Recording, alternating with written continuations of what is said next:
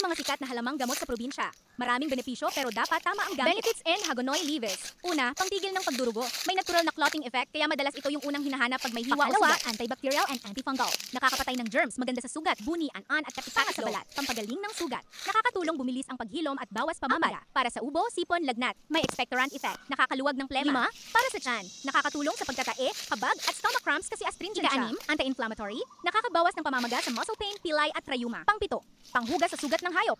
Ginagamit din sa mga alagang baboy, manok, kalabaw. Paano gamitin? Una, para sa sugat, hiwa, almoranas. Papal method. Una, hugasan mabuti 5 to 6 na sariwang dahon. Pangalawa, dikdikin o nuyain hanggang lumabas katas. Pangatlo, itapal diretso sa sugat tapos talian ng malinis na tela. Palitan 2 times Pangalawa, a day. Para sa kati, buni, angalis, panghugas method. Una, pakuluan 10 hanggang 15 dahon sa 4 basong tubig ng 10 minuto. Pangalawa, palamigin. Gamitin panghugas o panghaplas sa apektadong area 2 times a day. Pangatlo, para sa ubo, sipon, lagnat, pagtatae. Tsaa, lagaan method. 1, 5 to 7 dahon plus 2 basong tubig. Dalawa, pakuluan ng 10 hanggang maging 1 baso na lang. Pangatlo, inumin 1/2 baso 2 times a day pagkatapos kumain. Note, mapait ito ha. Pwede lagyan konting honey. Pang-apat, para sa pamamaga, rayuma. Una, paanitin yung dahon sa apoy. Pangalawa, itapal sa sumasakit na parte habang mainit-init pa. Mahalagang paalala.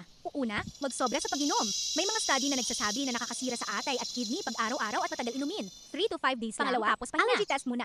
Tapal muna sa maliit na parte ng balat. Pag namula o nangate, huwag ituloy. Pangatlo, bawal sa buntis at nagpapa-breastfeed. Wala pang clear na study kung safe.